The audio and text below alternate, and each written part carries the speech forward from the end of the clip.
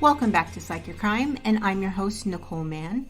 Once again, I want to thank you so much for listening. As always, I always start the show by saying that I thought that I would maybe do this for a year, maybe my parents would listen, and that's about it. But I'm so excited to see that we have listeners from new countries. Once again, Slovakia coming in out of nowhere, the United Arab Emirates, Switzerland. I just am so happy to see that I'm getting new listeners from all over the world. It's so exciting to see that I'm reaching to people from all over the world. I love it. And just to remind you guys, if you have crimes that I may not know of being here in the U.S., because I know that there's a lot of things that happen around the world that the United States doesn't find out about. We are not the center of the world.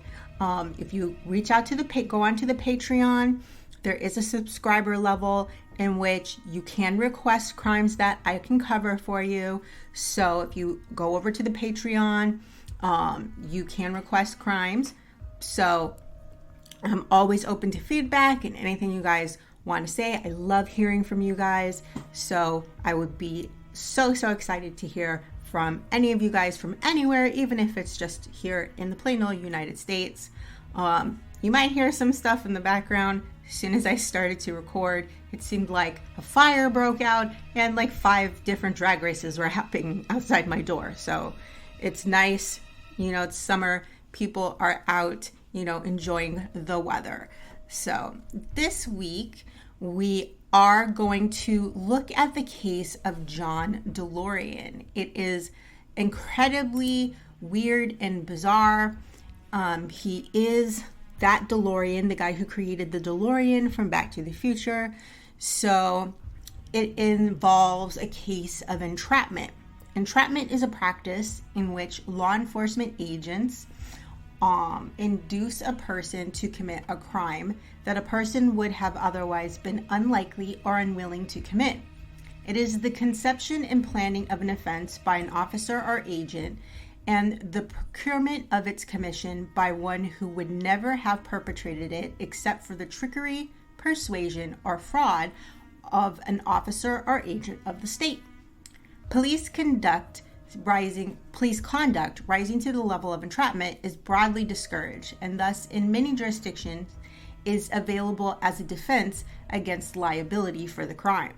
Sting operations, through which police officers or agents engage in on the regular, using deception to try and catch people who are committing said crimes, raise concerns about the possibility of entrapment.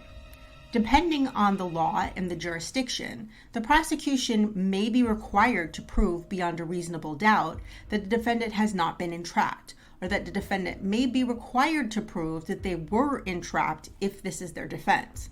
Now, in the United States, entrapment became a very big issue during the Civil Rights Movement.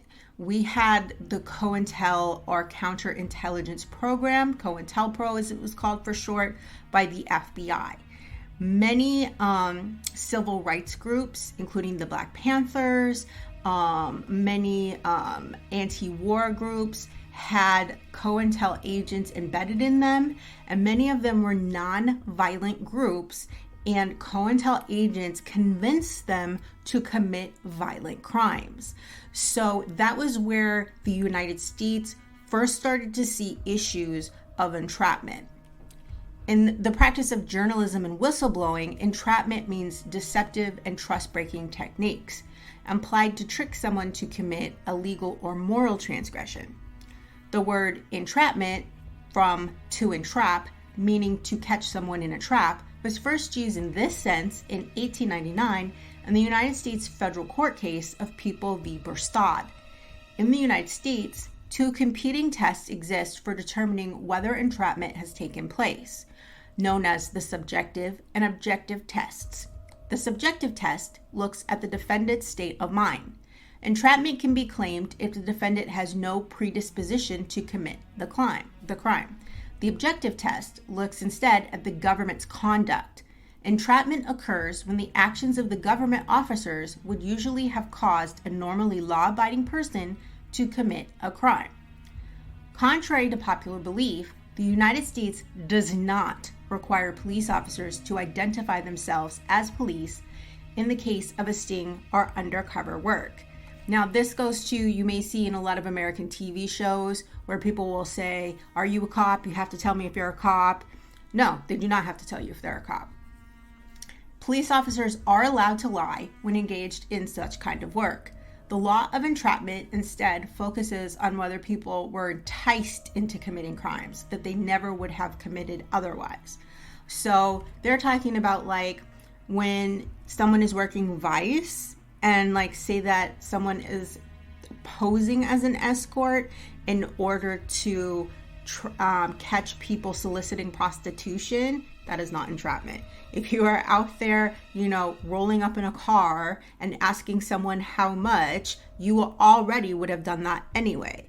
The difference is, say that you are a normally law-abiding person, you happen to be going to a convention and someone approaches you in the restaurant of the hotel. Like you're just sitting at a table, you're not at the bar, someone approaches you, you say you're not interested, and say the person follows you to your room and they wear you down. Like you see them multiple times while over the course of your, convention, and say like the night before you're set to leave, you've had a lot to drink, you're very inebriated, they say, "I'm going to help you up to your room," and you get in the room and inebriated, then you fall for it. That's completely different. That would be considered entrapment.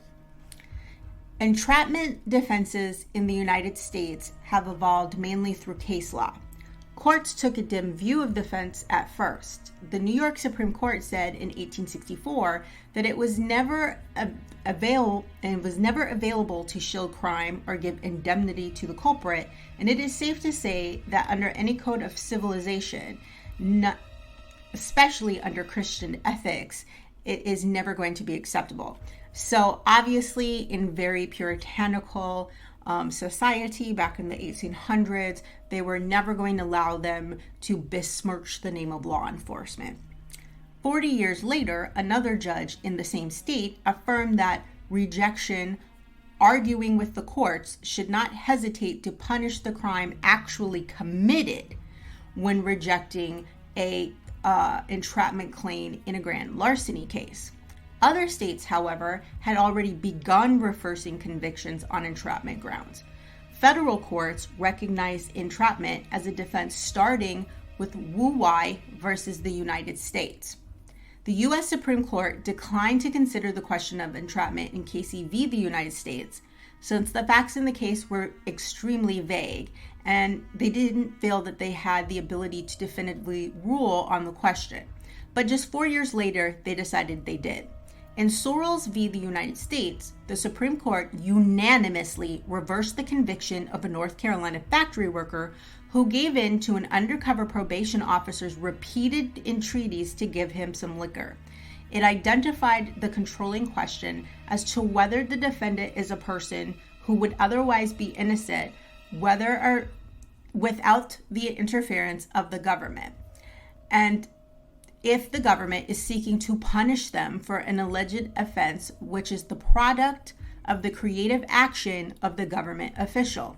So basically they're saying that they should have accepted the first time they turned them down and left them alone. But because they repeatedly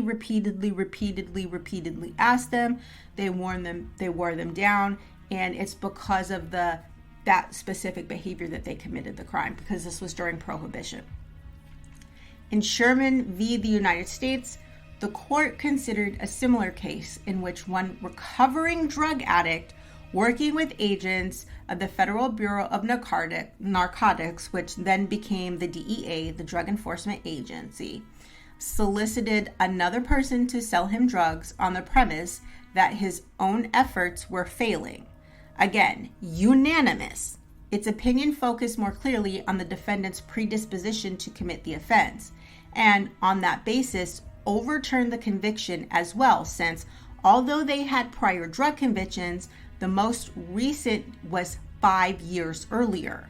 meaning that they had been clean for 5 years. Furthermore, he had attempted to rehabilitate himself, and he had made no money off of the sale, and no drugs were found in their apartment when it was searched, suggesting the absence of any predisposition to break the law. To determine whether entrapment had been established, it said a line must be drawn between the trap for the unwary innocent and the trap for the actual criminal. Prosecutors won the next 2 times an entrapment case came before the Supreme Court, in the United States versus Russell and Hampton versus the United States, albeit by extremely narrow margins. In the first case, the court upheld the conviction of a Washington man for manufacturing methamphetamine, even though an undercover agent had supplied some of the ingredients. See, that's what it is right there. He supplied some of the ingredients himself, and the undercover agents supplied some of them. He wouldn't have been able to get them himself if he wasn't predisposed to do this kind of behavior. Hampton let stand by a similar margin the conviction of a Missouri man who had, upon seeing track marks on the arms of a DEA informant, expressed interest in obtaining heroin. The DEA informant arranged a meeting between the Missouri man and an undercover DEA agent, in which the Missouri man sold a small quantity of heroin to the agents and indicated that he could obtain much more. After a second sale to the undercover agents, he was arrested. The defendant alleged that the informant supplied the drugs and that he had been led to believe by said informant that he was not selling heroin, but baby powder, which he intended to use to defraud the buyers. Irregardless, the court found that he was predisposed to sell heroin, so he was liable. I mean, obviously, this is different because he sought them out.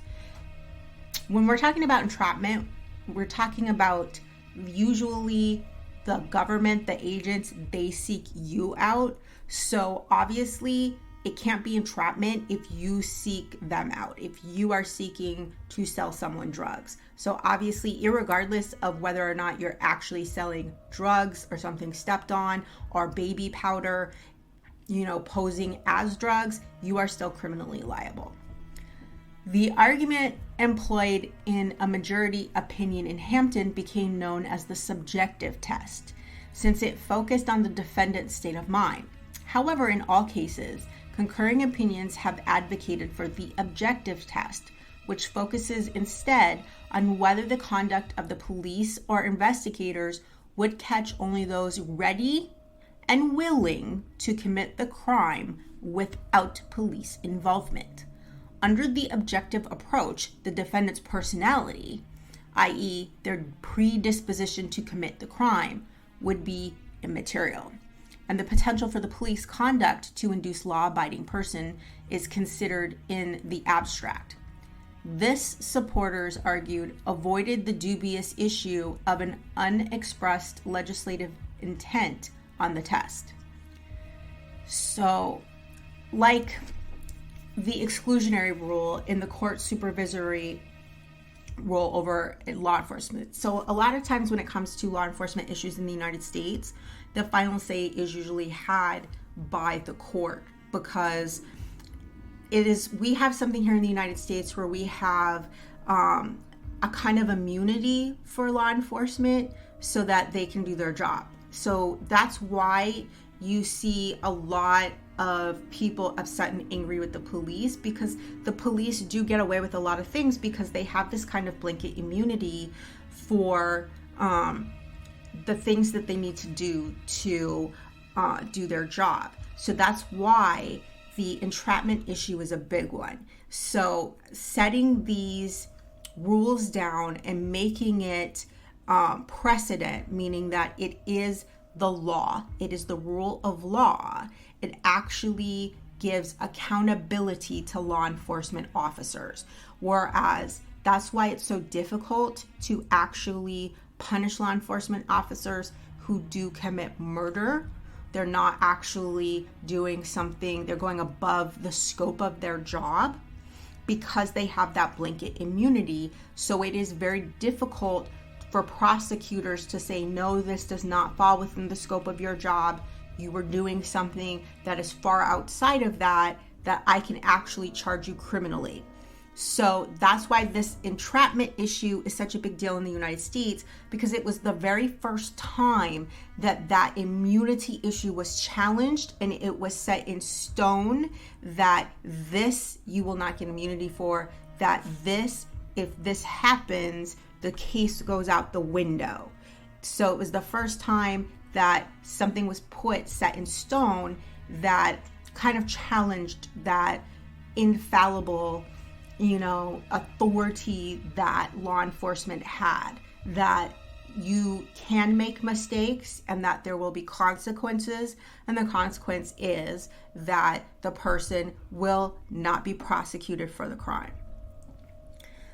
So in the Supreme Court's last major ruling on entrapment, Jacobson versus the United States, which overturned the conviction of a Nebraska man for receiving child pornography via the mail, the subjective versus objective debate was completely absent. Both the majority and dissenting opinions focused solely on whether the prosecution had established that the defendant had a predisposition for purchasing child pornography, which had only recently been outlawed at the time of his arrest. Since no other material was found in his home except for what had been purchased from undercover postal inspectors, Justin Byron White believed the operation had implanted the idea in his mind through mailings talking about politicians for assaulting civil liberties by passing this law. So the inspectors hoped that he would break it. Justice Sandra Day O'Connor disagreed in her dissent, arguing that the record did indeed establish that he was interested in continuing with the purchases. A subset of entrapment defense that was first recognized by the Supreme Court in Raleigh v. Ohio, their 4 defendants were testifying before a committee in the Ohio State Legislature. The chairman of the committee told them that they could assert their right against self-incrimination. They asserted this right and refused to answer questions. However, Ohio law provided them immunity from prosecution, so the right against self-incrimination was inapplicable, meaning it did not apply, and they were subsequently prosecuted for their failure to answer questions. The Supreme Court overturned 3 of the 4 convictions based on the doctrine of entrapment by estoppel. The 4th refused to state his address, at which point the committee expressed the view that the right against self-incrimination did not apply to that. So what this means is entrapment by estoppel means they give you a deal, meaning you have immunity, but then you still refuse to answer questions, and then they arrest you for refusing to answer questions. They can't do that. You have immunity. So entrapment by estoppel basically means they give you immunity, and then when you refuse to answer any questions after you've been given immunity, they arrest you for not answering questions. That is a form of entrapment. As described in the United States versus Howell, the defense applies when acting with actual or apparent authority, a government official affirmatively assures the defendant that certain conduct is legal and the defendant reasonably believes that official. But like I said, so whenever you give someone immunity, like blanket immunity means they're immune from anything. So they have no reason to plead the 5th. They have no one to say, I refuse to answer under the grounds that I may incriminate myself. That's what pleading the 5th means. So that means they're pleading the 5th Amendment. So if you have immunity, you have no reason to plead the 5th. You literally can sit there on the stand and say that you murdered somebody and they cannot do anything to you. And so that's what entrapment by estoppel means. It's very, very rare, but it is something that happens every once in a while. Federal courts apply subjective tests for claims of entrapment. Federal criminal prosecutors, if a defendant proves entrapment, the defendant may not be convicted of any of the underlying crimes. So literally, you could be hired as a hitman to kill somebody's husband and do it, but if you can prove that the person entrapped you into doing it, you won't be prosecuted for the murder. So federal cases are based on statutory construction, the federal court's interpretation of the will of Congress in passing criminal statutes. As this is not a constitutional prohibition, Congress may change or override the interpretation. So federal courts usually go by the intent of the law enforcement officer, and at the state level, they use both the intent of the law enforcement officer and the state of mind of the so-called perpetrator. Now, here is a word from this week's sponsor before we get into more about John Delorean and his meteoric rise. Our next partner has a product I use literally every day. I started taking AG1 because I wanted better gut health. I wanted a supplement that actually tastes great. It doesn't taste chalky or sour like superfood powders or probiotics normally do. It just has this really kind of mild tropical taste that I really, really love. So what is it? With one delicious scoop of AG1, you're absorbing 75 high-quality vitamins, minerals, whole food source superfoods, probiotics, and adaptogens. Some of you know I have Hashimoto's, and it causes digestive problems for me. So I've tried a lot of different probiotics, and this is one of the best tasting ones I've ever tried. I just drink it in the morning with breakfast, and tons of people take different kinds of multivitamins, and it's important to choose one with high quality ingredients that your body will actually absorb. So I figured, hey, why not just drink it? For every purchase, they donate to organizations helping to get nutritious food to kids in need, including No Kid Hungry here in the US. Right now, it's time to reclaim your health and arm your immune system with convenient daily nutrition. It's just one scoop and a cup of water every day. That's it. No need for a million different pills and supplements to look out for your health. And to make it easy, Athletic Greens is going to give you a free 1-year supply of immune-supporting vitamin D and 5 free travel packs with your first purchase. All you have to do is visit athleticgreens.com/emerging. Again, that's it. athleticgreens.com/emerging to take ownership over your health and pick up the ultimate daily nutritional insurance.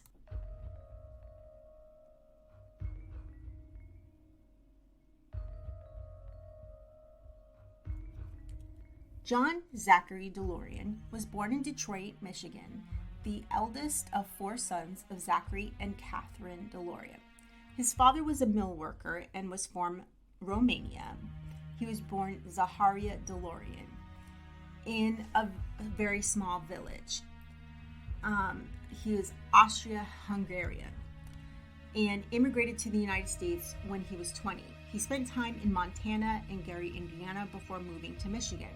By the time that John was born, Zachary had found employment as a union organizer at the Ford Company in nearby Highland Park. His poor English skills and lack of education prevented him from higher paid work. When not required at Ford, he occasionally took odd jobs as a carpenter. Delorean's mother was a fellow Hungarian citizen who was from Hungary. She was employed by Karbalov Products Division of General Electric throughout much of Delorean's early life. She took work wherever she could to supplement the family's income. She generally tolerated Zachary's intermittent episodes of erratic behavior, but during several of his more violent periods, she took her sons to live with their sister in Los Angeles, California, where they stayed for a year or so at a time. Delorean's parents divorced in 1942. John subsequently saw very little of his father, who moved into a boarding house and became a solitary and very much estranged drug addict. After attending Detroit's many public schools, Delorean was accepted to the Cass Technical High School, a technical high school for Detroit honor students, where he signed up for the electrical curriculum. Now, if many of you don't know much, the Cass Technical High School has had a lot of very high-profile alumni, especially people who have gone on to work for the Detroit motor car, like people who have worked for GM and things like that. He found it exhilarating and he excelled. His academic record and musical talents earned him a scholarship at Lawrence Institute of Technology in the Detroit suburb of Highland Park. Today it's called Lawrence Technical Institute in Southfield. The small college was the alma mater of some of the automobile industry's best engineers. He excelled in the study of electrical engineering and industrial engineering and was elected to the Honor Society. World War II interrupted his studies. He was drafted for military service and he served 3 years in the Army. He received an honorable discharge in 1946 and returned to Detroit to find his mother and siblings struggling economically. He worked as a draftsman for the Public Lighting Commission for a year and a half to improve his family's financial status, and then he returned to Lawrence to finish his degree. While back in college, he worked part-time at Chrysler and at a local body shop. He graduated in 1948 with a Bachelor of Science in Industrial Engineering. Instead of immediately entering the engineering workforce, Delorean sold life insurance. He developed an analytical system aimed at engineers and sold about $850,000 worth of policies in 10 months, which is insane for that time period. However, he found the work to be boring and moved on to work for the Factory Equipment Corporation. Delorean stated at one point that he sold life insurance to improve his communication skills. Both endeavors were successful financially, but the area held very little interest for him. A former foreman for him at Chrysler's engineering garage recommended he apply for work there. Chrysler ran a postgraduate educational facility and the Chrysler Institute of Engineering, which allowed Delorean to advance his education while gaining real-world experience in the automotive engineering industry. He briefly attended the Detroit College of Law, but did not graduate. In 1952, he graduated from the Chrysler Institute with a master's in automotive engineering and joined Chrysler's engineering team. He attended night classes at the University of Michigan's Ross School of Business, and he trying to earn credits for his MBA, which he completed in 1957. Delorean was at Chrysler for less than a year. In 1953, he was offered a salary of $14,000, which is the modern-day equivalent of $141,794. That's a really nice chunk of change. At the Packard Motor Company, under the supervision of engineer Forrest McFarland, Delorean quickly gained his new employer's attention with an improvement to the Ultramatic automatic transmission, giving it an improved torque converter and dual driver ranges. It was relaunched as the Twin Ultramatic. And no, I have no idea what I just said. When Delorean joined Packard, it was experiencing financial difficulties because of the changing post-war automotive market. While Ford, General Motors, and Chrysler had begun producing affordable mainstream products designed to cater to the rising post-war middle class, Packard had retained their pre-war notions of high-end, precision-engineered luxury cars. This had a positive effect on Delorean's attention to detail, and after 4 years at Packard, he became McFarland's successor as head of research and development. While still profitable, Packard suffered alongside other independents as it struggled to compete when Ford and General Motors engaged in a price war. James Nance, Packard's president, decided to merge with the company with the Studebaker Corporation in 1954. A subsequent proposed merger with American Motors never passed the discussion phase. Delorean was considering keeping his job and moving to Studebaker in South Bend, Indiana, when he received a call from Oliver Kelly, vice president of engineering at General Motors, whom Delorean greatly admired. Kelly offered Delorean his choice of any job at GM's 5 divisions. So in 1956, Delorean accepted a salary offer of $16,000, the modern equivalent of $159,471, with a bonus program, and he chose to work in GM's Pontiac division as an assistant chief engineer to Pete Estes and general manager Seaman Bunky Knudsen. Knudsen was the son of former president GM William Knudsen, who was called away from his post to head war mobilization efforts at the request of Roosevelt. Knudsen was also an MIT engineering graduate, and at 42, was the youngest man to head a GM division. Delorean and Knudsen quickly became friends. Delorean later cited him as a major influence and his mentor. DeLorean produced dozens of patented innovations for the company, and in 1961 was promoted to chief engineer.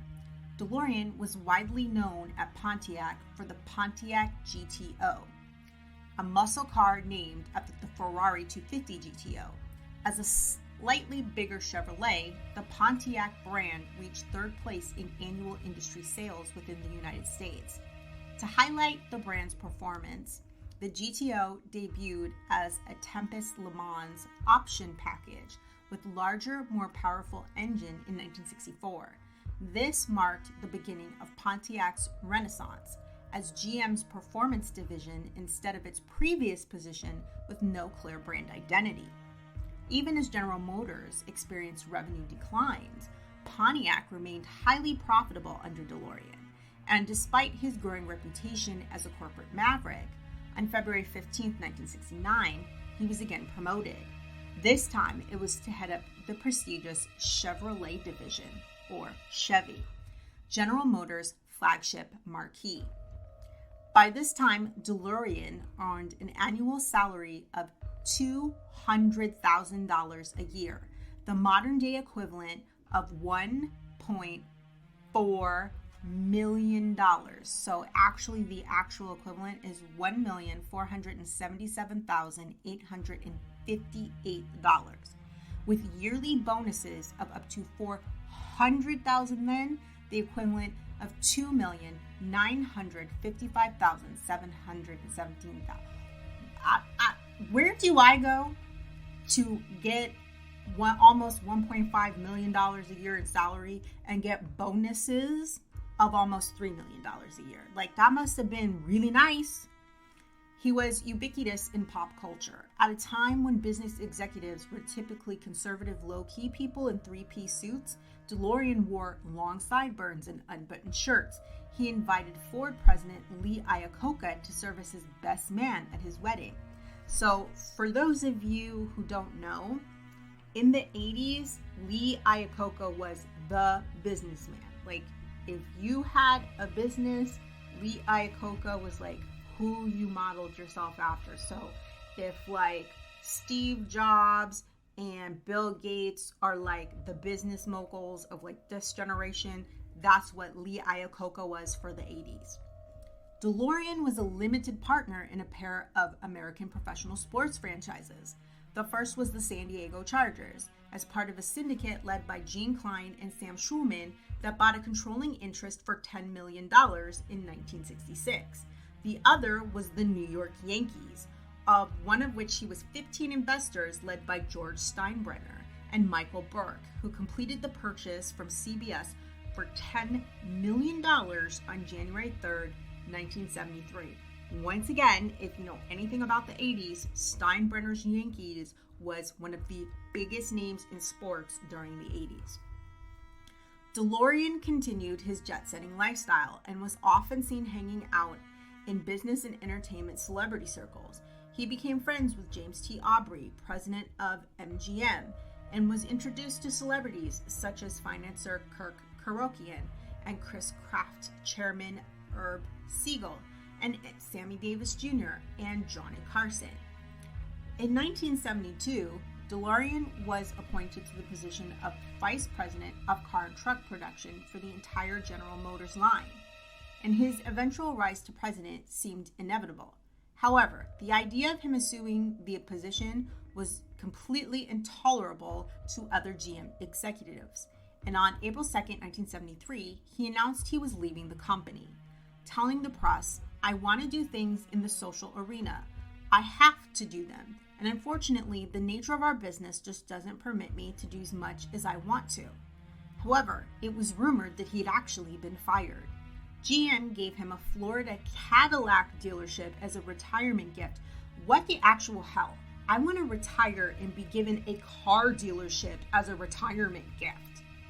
DeLorean took over the presidency of the National Alliance of Businessmen, a charitable organization with the mission of employing Americans in need, founded by President Lyndon Johnson and Henry Ford II.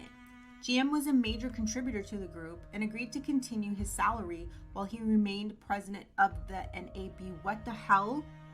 Who retires and continues to get a multi-million-dollar salary as you quote unquote contribute your time volunteering to help people in need get jobs? That's not volunteering. That's getting paid an obscene amount of money in order to help needy people get jobs. Why don't you just contribute that money to the organization? Better yet, why don't you contribute that money to create jobs for the people in need? Jesus.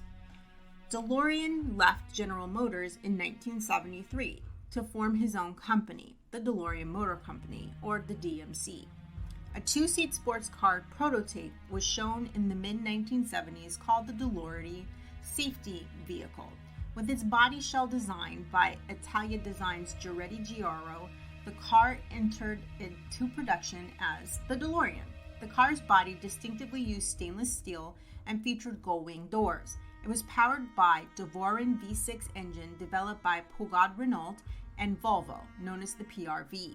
The manufacturing plant to build the new car was built in Dunmurry, a suburb of Belfast in Northern Ireland, with substantial financial incentives from the Northern Ireland Development Agency of around £100 million. Now, this was a big deal at the time. The United States was really mad at him because at that time, production of American cars by American car companies was done solely in the United States. So this was at a time where people were starting to take their production overseas. Americans were losing jobs. This was when Detroit started to fall in disrepair because all these American car companies that were located in Detroit were starting to go overseas, and he was following suit. So this is really when he started to fall out of favor with Americans by taking his business overseas and giving jobs to foreign companies, or giving jobs to foreign workers. Renault was contracted to build the factory, which employed over 2,000 workers at its peak. The engine was made by Renault, while Lotus designed the chassis and the bodywork details.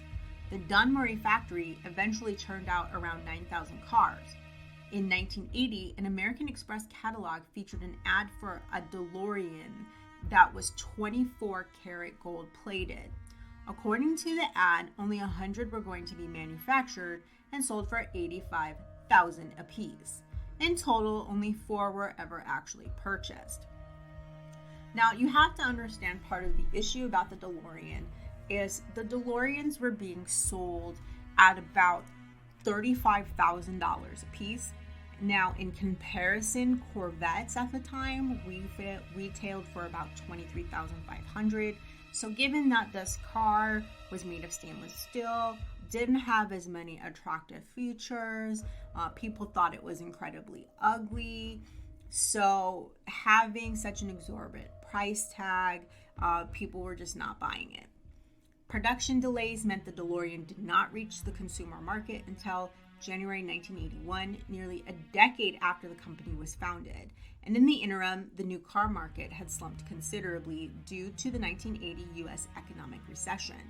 This was compounded by unexpectedly lukewarm reviews from critics and the public, who generally felt the uniqueness of the DeLorean styling did not compensate for the higher price and low horsepower relative to other sports coupes on the market. While interest in the DeLorean quickly dwindled, competing models with lower price tags and much more powerful engines like the Corvette sold in record numbers from 1980 to 81 in spite of the recession. By February of 1982, more than half of the roughly 7,000 DeLoreans produced remained unsold, and the Delorean Motor Company was $175 million in debt, and the Dunmurry factory was placed in receivership. In January of 1982, the British government discovered that DeLorean had built 8,500 cars and that the equivalent of 23 million pounds, almost half of the funds received in 1974, had been transferred to a Panamanian account under the name of General Production Development Services.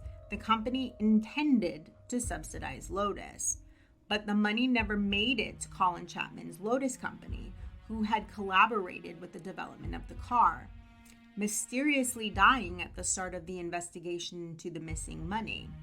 After going into receivership in February of 1982, Delorean Motor Company produced another 2,000 cars until John Delorean's arrest in late October, at which point liquidation proceedings were undertaken and the factory was seized by the British government for good. Now, according to several reports, a confidential informant by the names of James Timothy Hoffman, who happened to be Delorean's former neighbor, was the one who tipped the government off about the fact that he had approached him to set up a cocaine deal. Now, this makes zero sense. You need millions, like millions. You need 23 million pounds, and you're going to get 23 million pounds by going to your neighbor and asking if he can get you some cocaine to sell? A man who went to business school and spent his whole life in the automotive industry. Where is he going to sell these drugs? Is he going to sell them to Sammy Davis Jr., like the Rat Pack? Like, this makes no sense. Much later, it was found out that the FBI informant, Hoffman, arranged the deal in order to get a reduced sentence for a 1981 cocaine trafficking charge.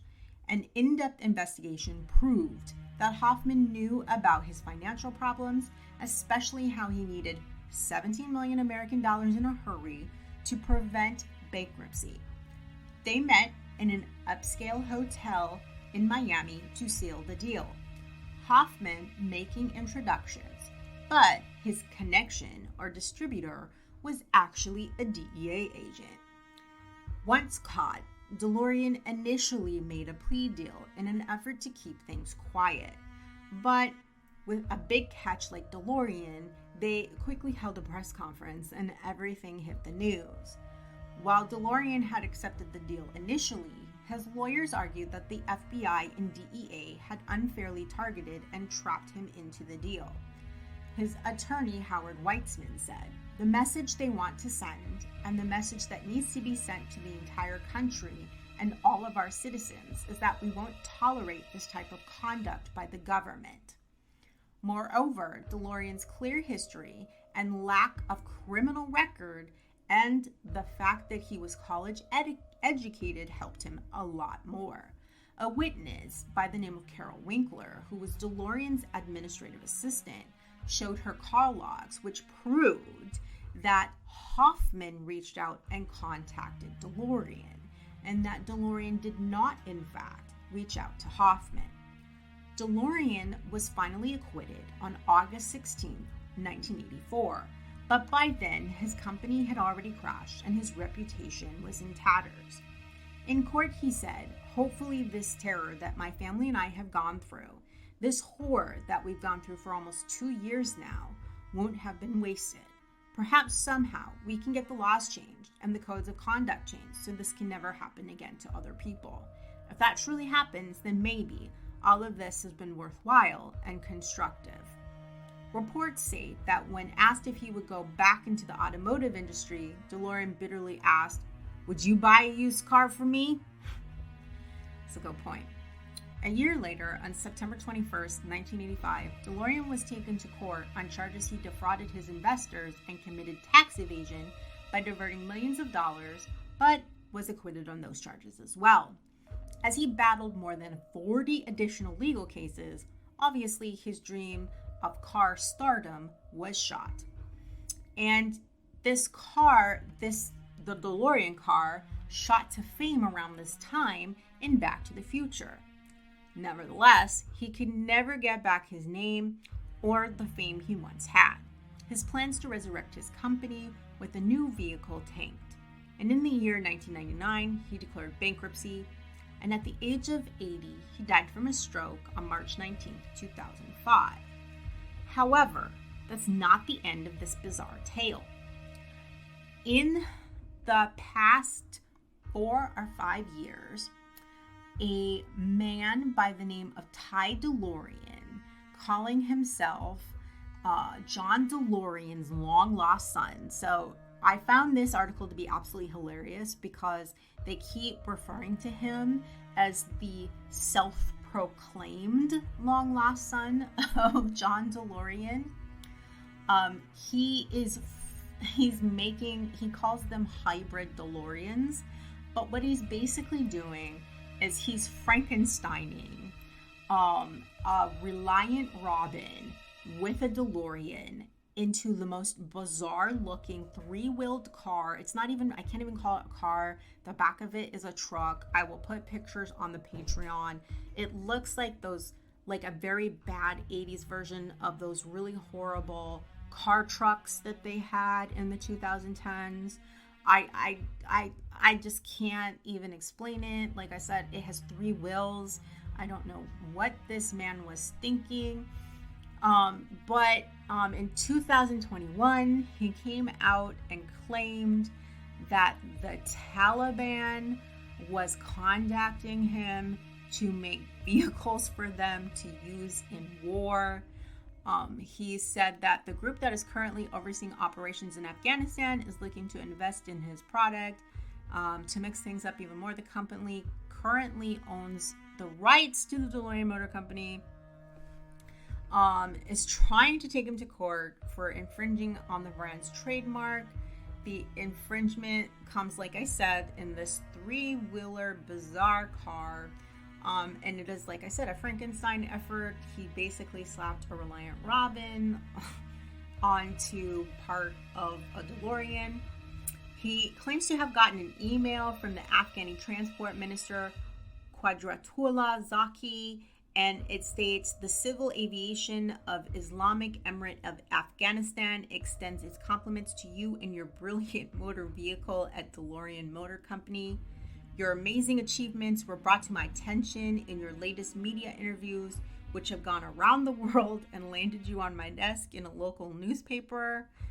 The LTA would like to move forward with an investment in your business, as we have strong ties with rural markets and we believe India might be ready to invest in your product as well. So yeah, the Taliban, the Civil Aviation of Islamic Emirate of Afghanistan, and India want these Franken cars, supposedly. I feel like this man is being severely trolled. I feel like he's done some press and some people are screwing with him, because I don't know if you know much about India, but cars are the last thing they need in India. He says that he phoned the, yep, you can hear the police car outside my window. He says he phoned the UK government and they said they wanted to see the emails. They told me it was illegal to do business with the Taliban in any way, shape, or form. That put a damper on things, but I probably wouldn't have done it anyway because there are laws against women. That sounds like he's just trying to backtrack and be like, well, I wouldn't work for the Taliban anyway. No, you can't work for the Taliban or you're going to prison. And it gets even weirder. In November 2021, his home was broken into. Someone set his prototype Franken car on fire. It completely melted to the, like, it's just a pile of just fragments. It's completely gone. It melted to the ground. That means that they must have, I don't even know what they used. That's not a normal fire, considering that the car is made of stainless steel. That is not a normal fire. The fact that they melted the frame of the car. They also egged his home, the inside of his home, and they stole a lot of the paperwork having to do with the design of the vehicle. So, absolutely bizarre and insane. You have an alleged heir Frankensteining cars and calling them DeLoreans, and then claiming that terrorist organizations and the nation of India, which is overpopulated and really does not have room for cars like this, wants his vehicles. So that is the strange, bizarre tale of John DeLorean. Join me next time when we will be looking into a bizarre love triangle between that involves 2 drag queens that ended with a storage container in a basement. So, in the meantime, I hope you sleep better, knowing the how and why people do such awful things.